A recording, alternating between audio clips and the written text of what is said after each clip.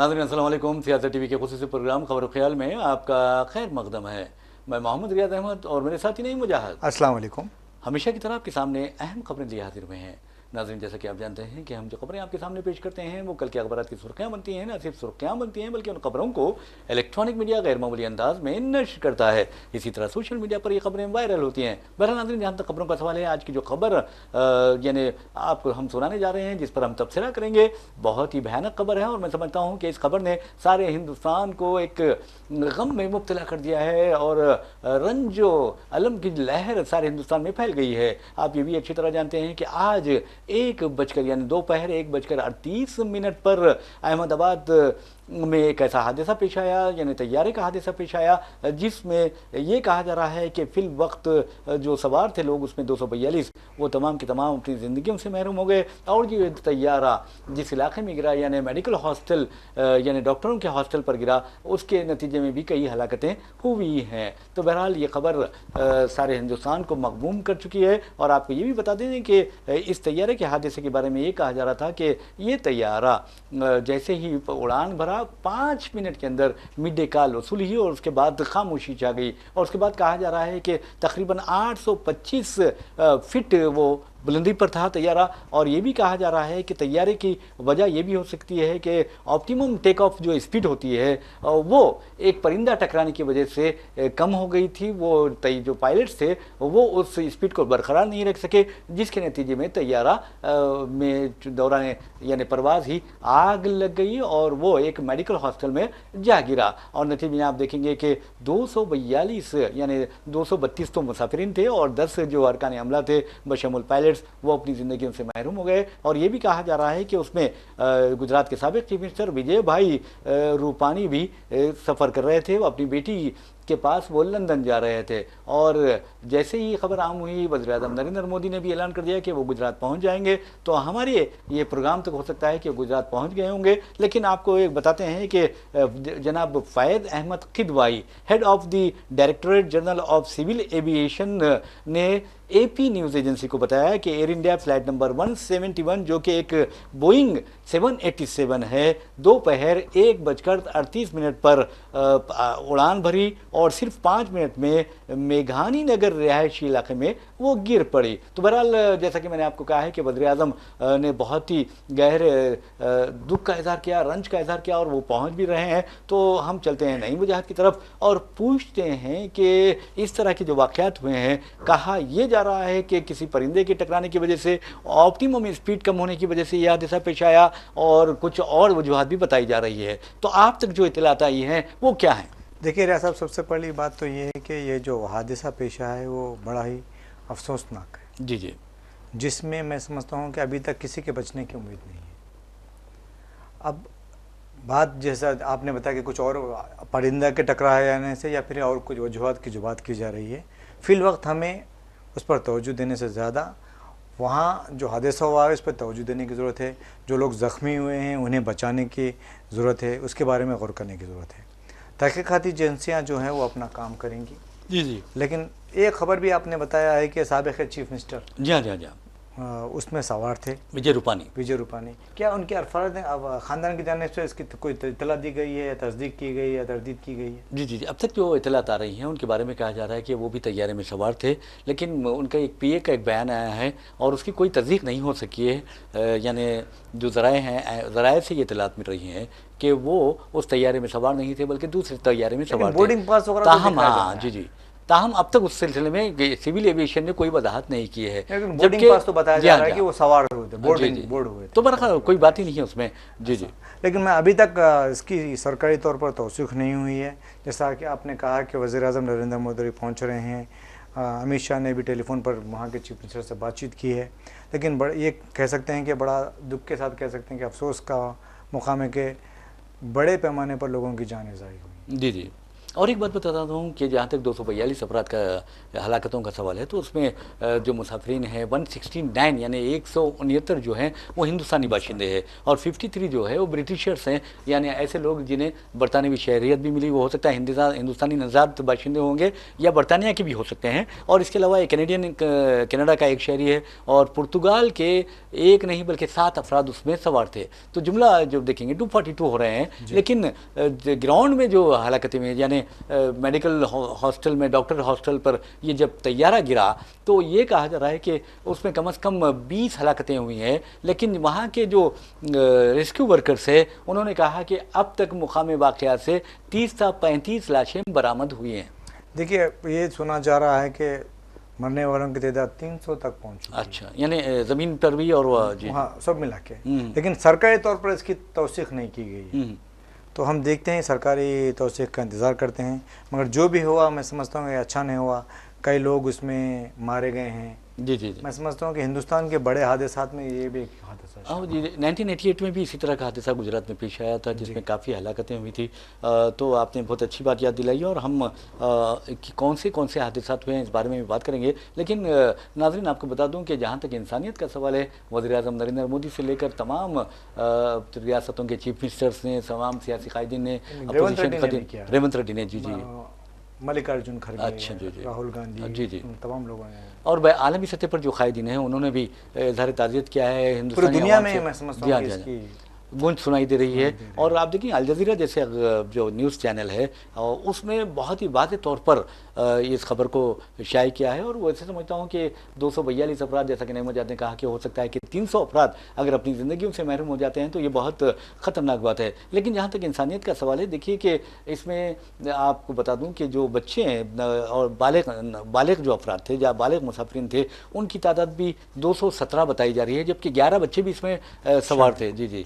अब देखिए, मुख्तलिफ लोग हैं, अपने बाज़ रोज़गार के सिलसिले में जाते हैं, बाज़ तालीम के सिलसिले में जाते हैं, बाज़ अपने बच्चों के पास जाते हैं, जैसा कि विजय रूपानी जा रहे थे। लेकिन जो तकलीफ़ का एहसास होता है, जो गम का एहसास होता है, मैं समझता हूँ कि वो गम का एहसास वो लोग ज़्यादा महसूस कर सकते हैं जिनके रिश्तेदार महरूम हो गए हैं ज़िंदगी से। बिल्कुल जी जी। लेकिन मैं ये चाहता हूँ कि हर कोई यही चाहता है हिंदुस्तानी के इस हादसे की मुकम्मल तौर पर तहक़ीक़ात होनी चाहिए और हक़ाइक़ को अवाम के सामने पेश किया जाना चाहिए। जी जी जी। इब्तिदाई रिपोर्ट में आपने बताया कि परिंदे के टकरा जाने से हादसा पेश आया है, शायद हो भी सकता होगा, लेकिन अवाम जानना चाहते हैं कि हुआ क्या है। जी जी। और कैसे ये उड़ान भरने के 5 मिनट में कैसा हादसा पेश आया, क्यों वजह पेश आया, और पायलट ने क्या अलर्ट किया था, ये सब जानने की ज़रूरत है। जी जी। और दूसरी बात देखिए कि जहाँ तक मैंने इंसानियत की बात की है, तो सलमान खान है। सलमान खान के बारे में कहा जाता है कि वो इंसानियत नवाज है। अगर कोई उनकी यानी फ़िल्म फ्रेटर्निटी या फ़िल्म बरदरी का कोई रुकन बीमार हो जाता है, या परेशान हो जाता है, या गुर्बत का शिकार हो जाता है, दिवालियापन का शिकार हो जाता है, तो वो उसकी मदद के लिए आगे बढ़ जाते हैं सलमान खान। तो सलमान खान के बारे में ये खबर आ रही है कि उनका एक प्रोग्राम था, वो उस प्रोग्राम को, यहाँ जो हादसा पेश आया, वो हादसे के सोग में उन्होंने वो प्रोग्राम कैंसिल कर दिया है। ये बहुत बड़ी बात है। कहाँ था वो प्रोग्राम? ये अहमदाबाद को जा रहे थे, वो हो सकता है। लेकिन उन्होंने ये भी कहा है, सुपर क्रॉस रेसिंग लीग जो है, ये ऑर्गेनाइजर्स है, वो और सलमान खान दोनों ने ऐलान किया कि ये प्रोग्राम मनसूख किया जा रहा है। अच्छा, जी जी, बिल्कुल अच्छी बात है। देखिए, ऐसे गमज़दा माहौल में प्रोग्राम्स को मुनक़िद करना मुनासिब भी नहीं होता। जी जी। सलमान खान और प्रोग्राम्स के जो ऑर्गेनाइजर्स है, सुपर क्रॉस रेसिंग, जो फैसला किया है वो काबिल एहतराम है। जी जी। नहीं साहब, मैंने आपको एक बात चीज़ बताई, वो ये है कि 1988 में 19 अक्टूबर 1988 में अहमदाबाद में भी ऐसी तरह का वाक़या पेश आया था। वो भी बोइंग तैयारा था 737-200। ये बोइंग तैयारे को जब हादसा पेश आया था, तो उस वक्त उसमें 135 लोग सवार थे, जिसमें से 133 लोग अपनी ज़िंदगियों से महरूम हो गए थे। अच्छा। वो बड़ा हादसा था। ये दूसरा हादसा है जो अब सबसे बड़ा हादसा हो गया। जी जी जी। तो ये चीज़ें जो हैं हिंदुस्तानियों को बेचैन कर देती हैं। इसके अलावा आप देखेंगे कि अगस्त 2020 में कोझिकोड में लैंडिंग के दौरान एक हादसा पेश आया था। वो भी बहुत बड़ा हादसा था। 190 लोगों में से 21 लोग हलाक हो गए थे उसमें पायलट भी शामिल थे। उसके बाद अगर आप देखेंगे कि 22 में 2010 में एयर इंडिया एक्सप्रेस फ्लाइट 812 को हादसा पेश आया था मंगलुरु इंटरनेशनल एयरपोर्ट कर्नाटक में। वो दुबई से वापस आ रहा था, तकरीबन 158 अफराद अपनी जिंदगी से महरूम हुए थे। तो ये चीज़ें जो है हम सियासत आर्काइव है उसमें भी ये जमा करके रखते हैं। बिल्कुल, देखिए जब भी हादसा पेश आता है तो इस तरह के पिछले वाक़यात में पिछले कितने हादसे आर्काइव से निकाल के हम लोगों तक आवाम को इसकी तफसीलात फराहम करते हैं। कब कौन से मुकाम पर कौन से दिन कितने बजे हुआ था, कितने लोग हलाक हुए थे, कितने लोग ज़ख्मी हुए थे, इसके बारे में हम लोग तमाम तफसीलात बताने की कोशिश करते हैं। जी जी, इसी तफसीलात को आगे बढ़ाते हैं और बताते हैं कि साल 2000 में अलायंस एयर फ्लाइट जो है वो बिहार में गिर पड़ा था। 60 अफराद अपनी ज़िंदगियों से महरूम हो गए थे। 14 फरवरी 1999 में इंडियन एयरलाइंस की फ़्लाइट जो थी वो बेंगलुरु के करीब, समझे आप, वो हादसे की शिकार हुई थी, जिसमें 146 अफराद सवार थे और 92 अफराद उसमें हलाक हुए। इसी तरह 19 अक्टूबर 1988 का तो मैंने आपको जिक्र किया है। तो इस तरह के जो वाक़यात पेश आते हैं मैं समझता हूँ कि तारीख़ में महफूज रह जाते हैं। अच्छा रियाज साहब, ये बताइए हमारे ख़ारीन को, आपने बताया कि जितने भी हादसात हुए हैं माजी में उनमें से कुछ ना कुछ लोग तो बचे हैं। जी हाँ जी। क्या ये अब जो हादसा अहमदाबाद में आज जो पेश आया है इसमें किसी की बचने की उम्मीद है? अभी तो ये कहा जा रहा है जो नेशनल मीडिया में जो हमारे वो इतलात हमें मौसूल हो रही है इंटरनेशनल जो एजेंसी से, अब तक कोई नहीं बचा है और ये कहा जा रहा है कि अब तक 30 से 35 लाशों को बरामद किया गया है। और आपने तस्वीर देखी है जिस तरह हॉस्टल में वो तैयारा घुस पड़ा है तो बहुत ही खतरनाक मंजर था वो। हो सकता है अगर वहाँ पर अगर डॉक्टर्स खाना खा रहे थे, डाइनिंग हॉल था वो, अगर खाना खा रहे थे तो क्या हाल हुआ होगा। बिल्कुल सही कहा। जी जी जी।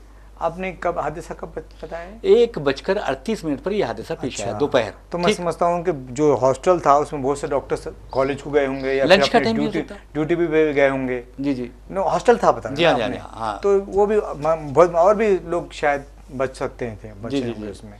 अब देखना ये है कि आगे हम यही दुआ कर सकते हैं अगर बच जाएं तो बहुत अच्छी बात है।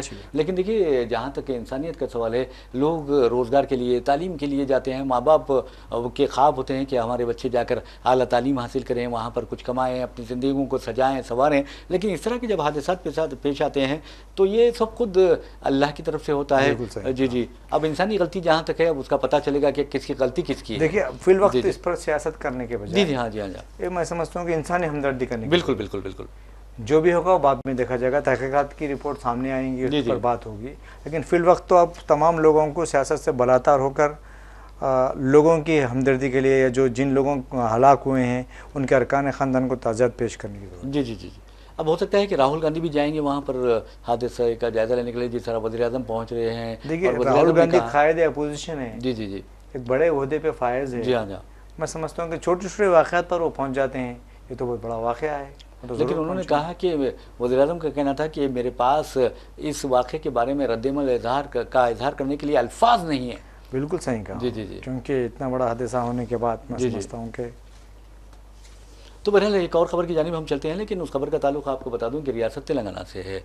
आप ये अच्छी तरह जानते हैं कि आज मरकज़ी हुकूमत पर यह इल्ज़ाम आयद किया जा रहा है, ख़ास तौर पर तलबा बरदरी रिसर्च स्कॉलर्स के, उन्होंने मौलाना अबुल कलाम आज़ाद फ़ेलोशिप जो होती है वो बंद कर दी है या फिर बहुत ताख़ीर हो गई है। मरकज़ी हुकूमत ये PhD स्कॉलर्स को दी जाती है स्कीम, और उसके तहत देखिए आप जूनियर फेलोज़ जो होते हैं फ़ेलोशिप उसके 37,000 होते हैं और सीनियर फ़ेलोशिप जो होती है वो 41,000 रुपये दिए जाते हैं PhD स्कॉलर्स को। लेकिन अब इन लोगों का कहना है कि मोदी हुकूमत जानबूझकर अक़लियतों को दी जाने वाली ये जो स्कॉलरशिप है या फेलोशिप है वो उसमें ताख़ीर कर रही है या बंद कर चुकी है। ये एक बात हो गई है। लेकिन दूसरी तरफ अगर हम खुद अपनी रियासत में देखें, रेवंत रेड्डी की हुकूमत यानी कांग्रेस की जो हुकूमत है रेवंत रेड्डी की ज़ेर क़यादत, यहाँ पर chief minister overseas scholarship scheme जो है 2022 से बच्चों को नहीं मिल पाई है। इसी तरह दूसरी तरफ आप देखें कि फ़ी रिएम्बर्समेंट स्कीम जो है यानी आप ज़ीरो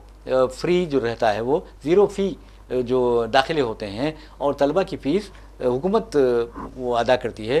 तो वो कहा जा रहा है कि इंजीनियरिंग कॉलेजेस है, प्रोफेशनल कॉलेजेस है, अब तो मेडिकल कॉलेजेस का भी एक आया है कि खबर लड़की यहाँ आई थी, उसने कहा है कि हमें फ़ीस मांगी जा रही है और ना देने पर क्लासेस में नहीं बिठाया जा रहा है। तो ये तो ठीक है मेडिकल कॉलेज का, लेकिन अब इंजीनियरिंग कॉलेज का जहाँ तक सवाल है और दूसरे प्रोफेशनल जो कोर्सेज है, फार्मेसी है, MCA है, MBA है, उन लोगों ने हुकूमत को अल्टीमेटम दे दिया है कि अगर आप 15 अगस्त तक हमारे जो ड्यूज़ हैं यानी फ़ीस बच्चों की जो है 7,500 करोड़ रुपए वो अदा नहीं करेंगे तो हम अब जो काउंसलिंग होने वाली है एपसेट के तहत या नीट के तहत उसका बाइकाट करेंगे।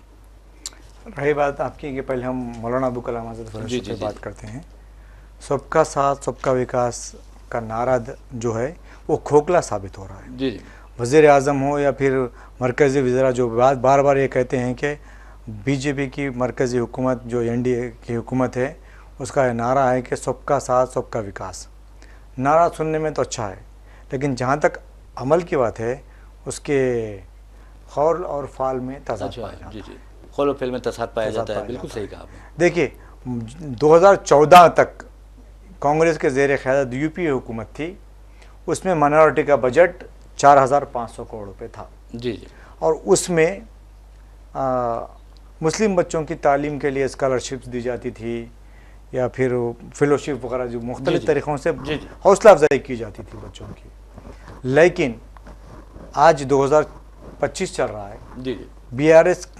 BJP के 11 साल दौरे हुकूमत में जो माइनॉरिटी का बजट है 4,500 करोड़ रुपये, वो बढ़ के कम से कम 50,000 करोड़ तो होना चाहिए। जी जी, आबादी के हिसाब से। आबादी के हिसाब से।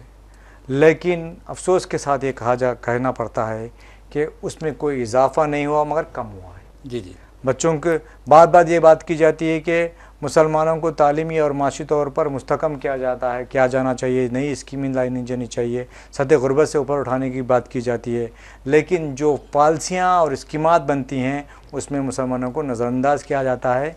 आपने मौलाना अबू कलाम आज़ाद फेलोशिप की भी बात की है। जी जी जी।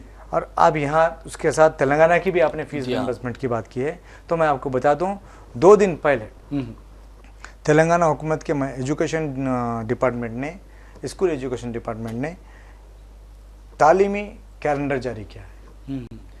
तो उसमें तालीमी कैलेंडर में तमाम अहम दिनों को अहमियत दी गई है, जैसे यूम तासीस, तेलंगाना की यूम तासीस, हिंदी दिवस, फलाना फलाना फलाना फलाना, हर एक को अहमियत दी गई है। जी जी। लेकिन मौलाना अबू कलाम आज़ाद के यूम पैदाश से मौसूम जो कौमी यूम तालीम है उसका उस कैलेंडर में कोई जिक्र नहीं। कितनी शर्म की बात है, शर्म की बात है मैं समझता हूँ। जी जी। हालांकि पहले वज़ीर तालीम UGC जो है यूनिवर्सिटी ग्रांट्स कमीशन, वो उसका क़याम भी मौलाना अबुल कलाम आज़ाद के सर जाता है। बिल्कुल बिल्कुल। तो मैं ये कहना चाहता हूँ तेलंगाना में कांग्रेस की हुकूमत है।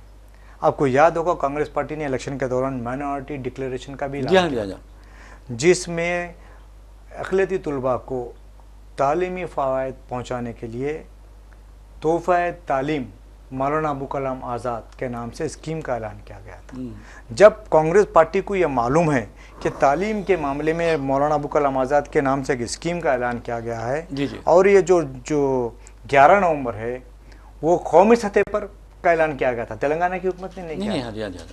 लेकिन जो तालीमी कैलेंडर जारी किया गया है महकमे तालीम की जानिब से, उसमें यूम तालीम को नज़रअंदाज कर दिया गया। जी जी। इस प्रोग्राम के ज़रिए हमारी हुकूमत से अपील है, महकमे तालीम से अपील है कि वो अपने तालीमी कैलेंडर पर नज़रसानी करें, क्योंकि इस तालीमी कैलेंडर पर मुसलमानों में तशवीश पाई जाती है, बेचैनी देखी जा रही है। वैसे भी अब मैं समझता हूँ नहीं वजह साहब, तशवीश का इजहार करना, सिर्फ बातें करना कुछ नहीं होता है, एक्शन लेना चाहिए मुसलमानों को। कब तक सोते रहेंगे? वैसे भी अगर आप देखेंगे सोने की बात यहाँ नहीं है, उठाया उसको जाता है जो सोता है, जाग के भी आप गफलत में पड़े हुए हैं तो क्या फ़ायदा। अब आप देखिए यहाँ पर एक मुस्लिम यानी कांग्रेस की हुकूमत है या BJP की हुकूमत नहीं है या नरेंद्र मोदी की या योगी की हुकूमत नहीं है, कांग्रेस की हुकूमत तेलंगाना में है। अब तक एक मुस्लिम वज़ीर को 18 माह हो चुके हैं, शामिल नहीं किया गया है। बिल्कुल सही कहा आपने, मैं इससे पूरी तरह इत्तेफाक करता हूँ। कांग्रेस पार्टी ने अक़लियतों के लिए बहुत सारे वादे किए और अखिलतों ने भी कांग्रेस को हुकूमत में लाने में अहम रोल अदा किया। एक मिनट आपसे वो माफ़ी चाहता हूँ, आपने कहा कि माइनॉरिटी डिक्लेरेशन की बात, जी। आपको अंदाज़ा होगा कि जनाब आमिर अली खान साहब जो एमएलसी हैं, उन्होंने किस अंदाज में जोर दिया था कांग्रेस की आदत पर कि माइनॉरिटी डिक्लेरेशन लाए और माइनॉरिटी जो बजट है वो 5,000 करोड़ का होना चाहिए। जी जी जी जी तो कांग्रेस पार्टी को इसका एहसास है जी जी कि मुसलमान कांग्रेस के साथ हैं, जी लेकिन ऐसा लग रहा है कि कांग्रेस मुसलमानों के नज़रअंदाज कर रही है। आप देखिए काबीना में जिन लोगों को शामिल किया गया है, जिनकी 50 लाख से आबादी कम है, जी जी हाँ, उन्हें काबीना में 2 या उससे ज़्यादा 15 लाख 30 लाख आबादी गुजरात दिए गए हैं।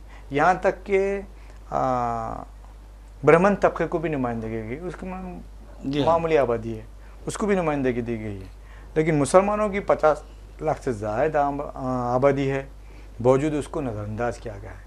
पहली काबीना में ये कहा जा सकता था कि कोई मुस्लिम एमएलए नहीं था, जी हाँ, कोई एमएलसी नहीं था, इसलिए नुमाइंदगी नहीं दी गई। उस पर मुसलमानों ने भी इत्तेफाक कर लिया, चलो भाई ठीक है, नुमाइंदगी नहीं है, कहाँ से ला के देंगे। लेकिन गवर्नर कोटे में जनाब आमिर अली खान को एमएलसी बनाया गया है। अब मुसलमानों में सिर्फ कांग्रेस पार्टी की बात करूँ मैं, आमिर अली खान ही कांग्रेस एमएलसी है, दूसरे कोई भी नहीं है। अब ये नहीं कह सकते कि भाई जब कोई भी नहीं थे नहीं दिए, अब तो है, अब नज़रअंदाज कर दिए। लेकिन मुसलमानों में इस तवसी के बारे में नाराज़गी पाई जाती है। कहीं ये किसी उस साजिश का तो हिस्सा नहीं है कि उस साजिश के ज़रिए कांग्रेस की मकबूलियत को घटा दिया जाए, राहुल गांधी का जो इमेज है अक़लियतों में वो इमेज मुतासिर किया जाए, छवि मुतासिर की जाए। देखिए ये बात कही जा रही है कि राहुल गांधी ने कहा था कि जिसकी जितनी आबादी उसकी उतनी हिस्सेदारी। जी जी, ये राहुल गांधी का नारा तो फिर यहाँ पर उस नारे को किसने नुकसान पहुँचाया? वही सवाल वही पैदा होता है कि इस पर यहाँ पर किसने नुकसान पहुँचाया। अगर यहाँ पर नुकसान पहुँचा है तो कांग्रेस हाईकमान क्या कर रही है? जी हाँ, कांग्रेस जो भी यहाँ पर कैबिनेट बन रही है या कैबिनेट में तवस्सी हो रही है, हाईकमान की मंजूरी से हो रही है। जी हाँ, जी हाँ। क्या हाईकमान को मालूम नहीं है कि मुसलमानों से नाइंसाफ़ी हो रही है, या फिर नज़रअंदाज कर दिया जा रहा है? ये भी एक सवाल पैदा होता है। जी जी, सुनने वाली बात है। और वैसे भी हाईकमान को इसका नोट लेना चाहिए, देखना चाहिए कि अगर हम नारा लगाते हैं कि जिसकी जितनी आबादी उसकी उतनी हिस्सेदारी, तो फिर मुसलमानों के साथ क्यों बेवफाई की जा रही है? ये सोचने वाली बात है। अगर आप सोशल समाजी इंसाफ की बात करते हैं, सोशल जस्टिस की बात भी करती है कांग्रेस, तो फिर कहाँ गया आपका सोशल जस्टिस? सही है, जी जी, बिल्कुल सही कहा आपने। रही बात आपकी कि फीस रिएम्बर्समेंट की बात, आपने 7,500 करोड़ रुपए ड्यूज, 7,500 करोड़ रुपये ड्यूज़ है। जी जी, तो मैं समझता हूँ कि मैं मानता हूँ कि हुकूमत का जो सरकारी ख़जाना है वो खाली है, जी इस पर ज़्यादा माली बोझ पड़ रहा है, हो रहा है, हुकूमत को ख़र्च पर इन्हिसार करना पड़ रहा है। पहले की भी बहुत से स्कीमात है, कांग्रेस पार्टी ने भी नई स्कीमात का ऐलान किया है, उस पर भी अमलावरी है। लेकिन साथ ही साथ ये कहना चाहता हूँ कि सबके साथ इंसाफ हो रहा है, फिर मुसलमानों से नाइंसाफ़ी हो रही है, एक बात है। तो दूसरी तरफ जो तुलबा है, कम से कम तुलबा के साथ तो खिलवाड़ नहीं होना चाहिए, इंसाफ करना चाहिए, इंसाफ होना चाहिए। रही बात कि कॉलेजेस को 7,500 करोड़ रुपये बकाया थे, आपने कहा कि ये बकाया 2022 से 2022 से, जी। तो तेलुगु देशम के 2 साल के दौर में बाकी वो थे, और कांग्रेस BRS के सॉरी माफ़ी चाहता हूँ, BRS के 2 साल, और कांग्रेस के भी तकरीबन 2 साल होने को हो गए। जी हाँ, तो कम से कम अगर 7,500 करोड़ रुपये के बकायाजात हैं, तो मैं समझता हूँ कि कॉलेजेस को भी, खानगी कॉलेजेस को भी चलाना मुश्किल हो जाता है। उनकी भी फैकल्टी होती है, उनकी भी बुनियादी सहूलियतें होती हैं, लैब्स होते हैं, अखराजात होते हैं, सब कुछ बर्दाश्त करना पड़ता है। कम से कम हुकूमत कॉलेजेस के इंतज़ामिया को तलब करते हुए जो 7,500 करोड़ रुपये हैं, उसमें कि अगर आधे फंड्स भी जारी कर देती है, तो मैं समझता हूँ कि वो मुतमईन हो सकते हैं। नहीं, इवन वो कह रहे हैं जो ऑर्गेनाइजेशंस है, इन लोगों ने एक ऑर्गेनाइजेशन बना ली है, यानी कॉलेजेस के मुख्तलिफ प्रोफेशनल कॉलेजेस वाला, उन्होंने कहा है कि आप अगस्त 2025 तक अगर आप देते हैं तो हम आपके जो काउंसलिंग हो रही है उसमें हिस्सा ले सकते हैं, मतलब काउंसलिंग का बाइकाट करेंगे। बिल्कुल सही, उनकी वो जो बात है वो कहेंगे। मैं समझता हूँ कि हुकूमत की जानिब से उन तंजीम को बुलाया जाएगा, यूनियनों को बुलाया जाएगा, उनसे बातचीत की जाएगी, और अगर तालीमी इदारे बाइकाट करते हैं, मैं समझता हूँ काउंसलिंग का, तो तलबा का नुकसान होगा, सिर्फ उनका भी नुकसान होगा। लेकिन ये सब क्या है, बातचीत के टेबल पे ही ये मसला हल हो सकता है। जी जी, और आपको बता दूं कि जो फेडरेशन उन्होंने बनाई है वो है the federation of associations of Telangana higher education institutions.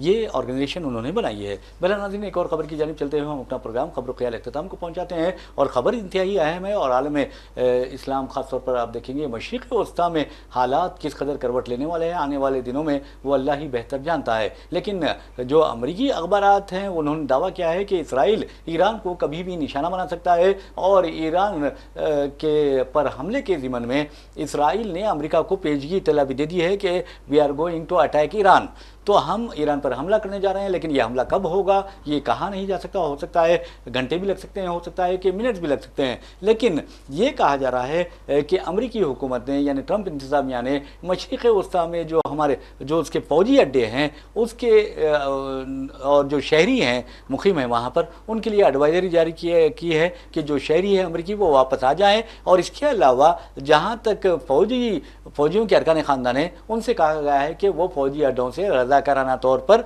America वापस आ सकते हैं। तो हालात बहुत ही धमाके होने वाले हैं। अगर ये जंग छिड़ती है तो ये तबाही और बर्बादी का एक नए दौर का आगाज़ होगा। देखिए रियाज साहब, पूरी दुनिया पर जी मैं समझता हूँ कि इसराइल की जो है वो दादागिरी चल रही है। जी जी, अमेरिका तो बहुत बड़ा ताकतवर मुल्क है जी जी, लेकिन उसकी सारी हौसला अफजाई इसराइल को है, जी जी, जिसकी बुनियाद पर इसराइल पहले मुस्लिम ममालिक को नुकसान पहुंचाते आया है।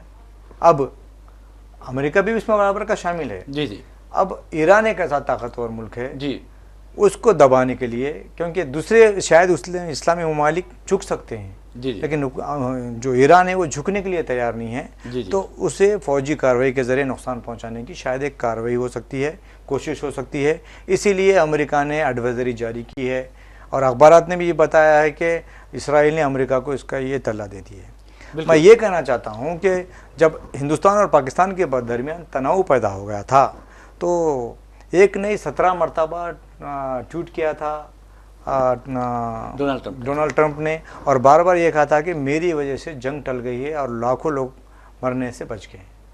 जब वो ये कह सकते हैं तो फिर वो इसराइल को क्यों खामोश नहीं करा सकता, सवाल ये पैदा होता है। बिल्कुल आपने सही कहा है और इसी सही बात के साथ हम अपना प्रोग्राम खबरों ख्याल इख्तिताम को पहुंचाते हैं। अपने मेज़बान मोहम्मद रियाज अहमद और मेरे साथी नईम मुजाहिद को इजाज़त दीजिए। इंशाल्लाह फिर मुलाकात होगी, फिर बात होगी। तब तक के लिए अल्लाह हाफ़िज़।